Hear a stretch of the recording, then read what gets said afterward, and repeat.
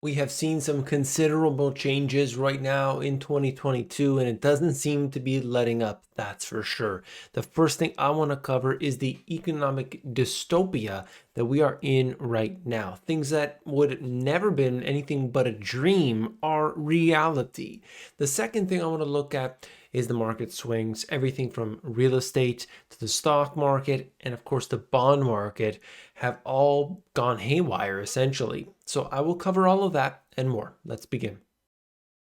Take a look at this. 4-bed, 3-bath, no garage door. The unlikely woes holding up home building. So this has been an issue here for a little while. I talked about it previously, still going on today.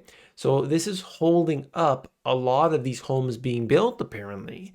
The house is ready to go, but there is no garage door, and that needs to be part of their completion. Some of these factors, I mean, to talk about other things here in this article, but saying if we can't get the house built and there's just that one component missing, we can't sell it. That means that, these people aren't getting paid and those people aren't getting paid. And then the whole thing is delayed at a time in which many of these locations are, the inventory is really drying up. You have seen the prices of detached homes in very desirable neighborhoods in many cities that have gone up just in the last few months. They've actually gone up hundreds of thousands of dollars.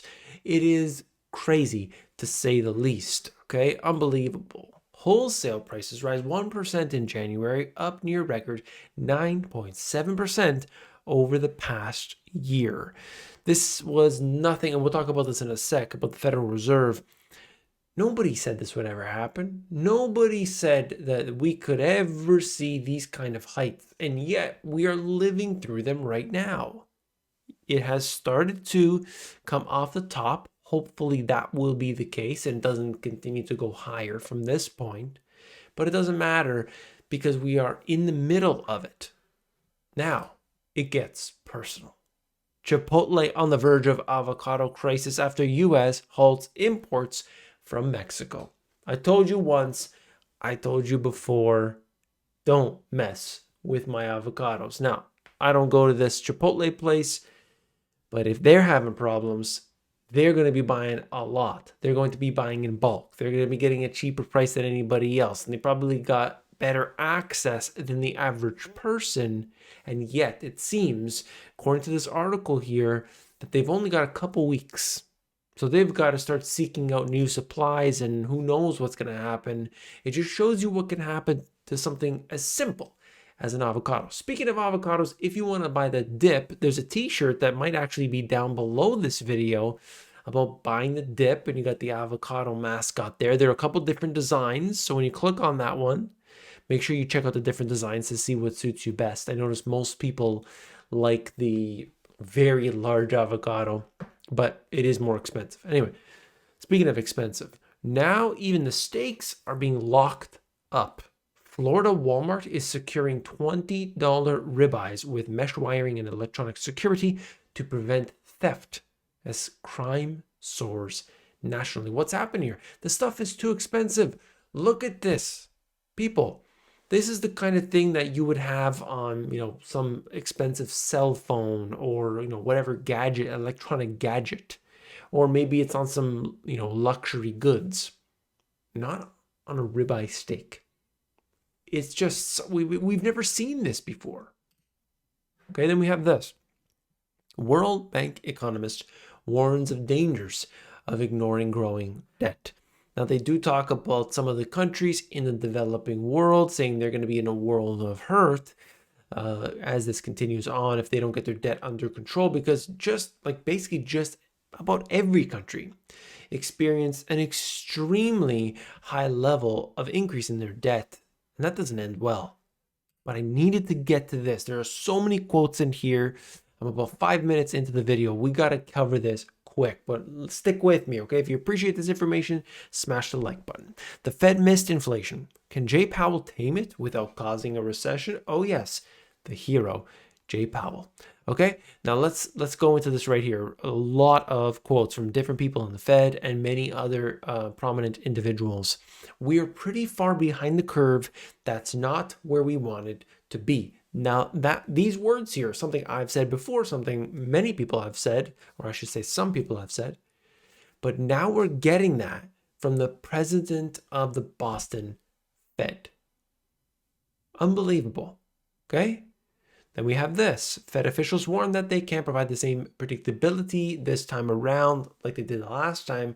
For markets, it could be a bumpy time. Already shouting that out to the markets. That we can't do what we did last time. Hey, it's going to be like paint dry. Hey, it's going to be so easy. We're going to do it this, this, and this. Now it's more difficult because interest rates were already rock bottom. You've got a balance sheet that's all the way to the sky, and there's nobody left who can believe even the thought of it. Nobody can believe that the Federal Reserve would ever wind down that balance sheet just a little bit. So what happens if they do? Then we have a problem. So we'll see. Of course, I don't know what's going to happen, but we'll see. Look. The guidance. Oh, this was the one I wanted to cover. Okay. So initially, if you remember, obviously, if you've been on the channel for a while, you know I cover every single little bit of detail that I believe is important. One of those things is from 2020 on to 2021. What were they saying? This is just a few things that is going up in price. And as soon as the bottlenecks start to go away, those will come down. Inflation is going to come down and you're going to be okay. It's only these few things. Well, you could see here that guidance in retrospect does not look like, where is it? No, I lost it. Does not look like it was ideal. That's Rosengren saying that. This is what we were talking about that whole time. Come on. Come on, people. We've got to wake up. The things that they say are not to be taken at face value. We can interpret them in different ways and have an idea, but look at this. Okay. As the data came in, they said we were wrong. How often do you hear the Fed saying that? It is very true. I don't, right here, looking at this, Mr. Powell seemed to acknowledge at much of the news conference, the Fed's meeting last month, he hinted to a faster pace of rate increases and declined to rule out raising rates at a conservative policy meetings. Hasn't happened since 2006. Like what we're seeing now, look at the Fed funds rate. How are they ever good? They claim that they're going to get back to that range of about 2.5%. They know they can't do that. My friends, come on. Let me know. Do you think the Federal Reserve can get back to 2.5%? Put it in the comments below. I love to hear what you have to say. There's a quote from Ben Bernanke in here. Apologies for this. I really need to get to this really important stuff. I prefer not to be deploying that kind of stuff. This is about the 50 basis points if we can avoid it. And so far, I think we've got a smooth response to the inflation surprise. And here, looking at this, there was Scott Minerd from Guggenheim was in here and a couple others. This is just here.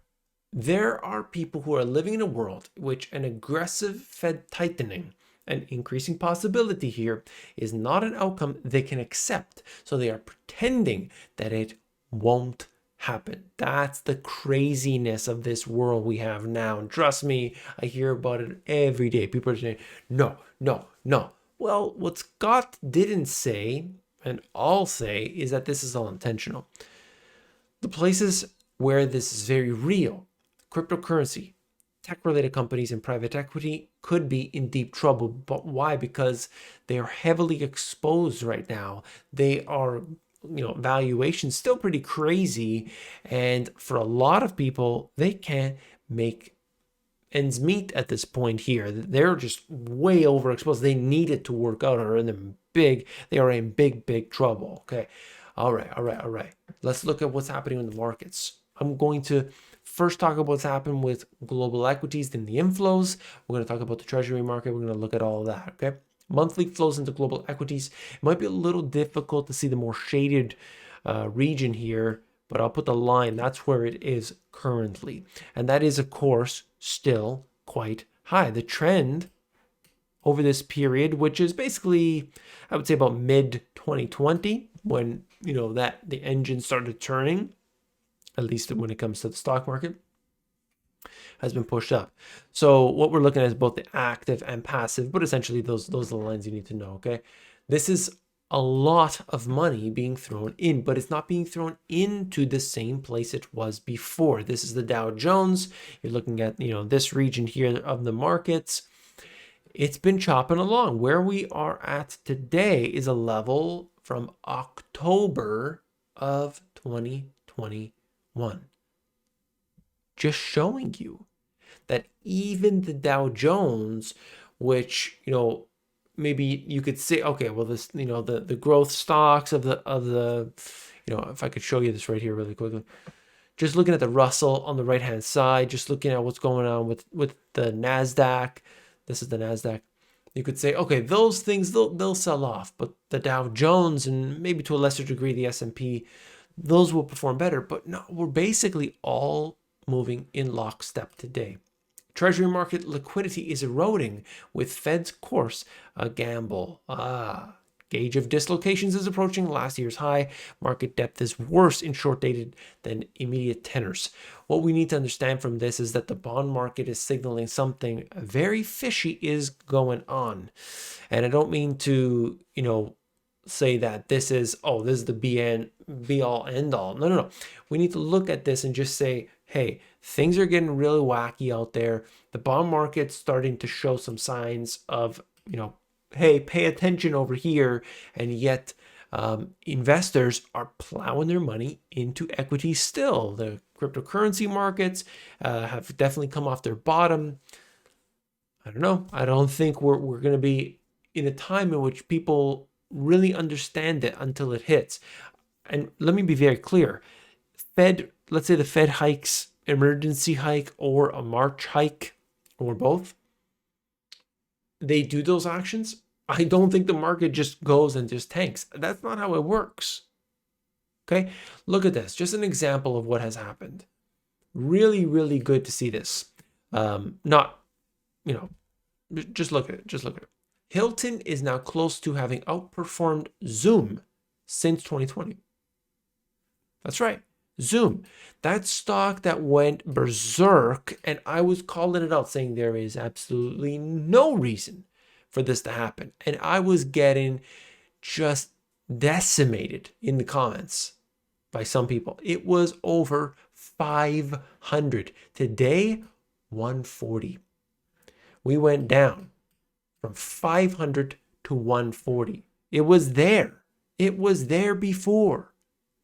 And then, the stock was going up. The insiders were happy, obviously.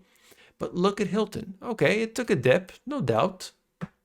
Just like all the others, it didn't perform well. But what happened over this period? Well, investors said, well, eventually people are going to go back. By the way, it's certainly done better than it was back in 2020. Still not back to those levels. But maybe international travel starts opening, things will be a different story. But investors buying it up. They didn't get into these flashy things. They didn't, they sold off of that. May I remind you, however, people made money on the way up and the way down. Okay. Look at this consumer sentiment. The consumer is everything. Consumer sentiment, all the different measures, expectations, and so on, all down. Why? Inflation. It's pretty obvious.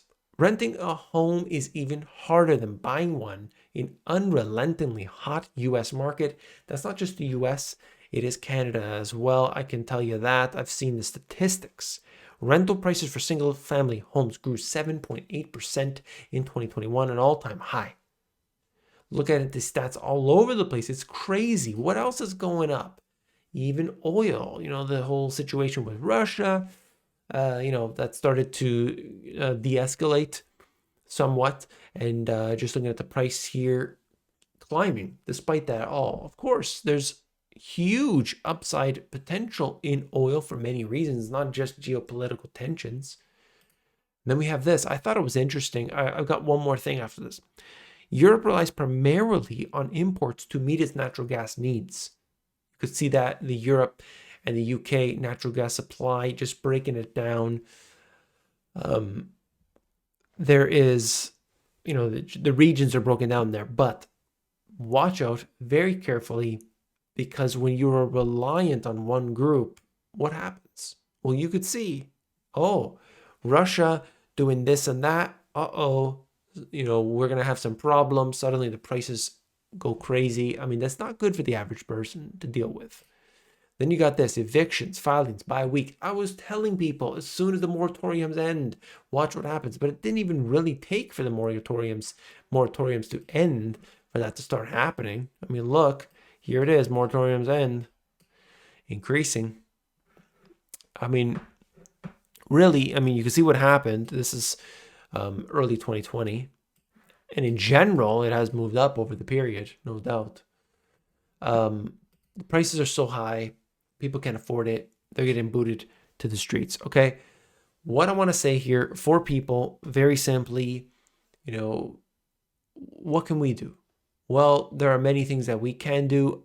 I don't want to be a dead horse. I've talked about this many times before, but it's time to get everything handled that we can, what we can do.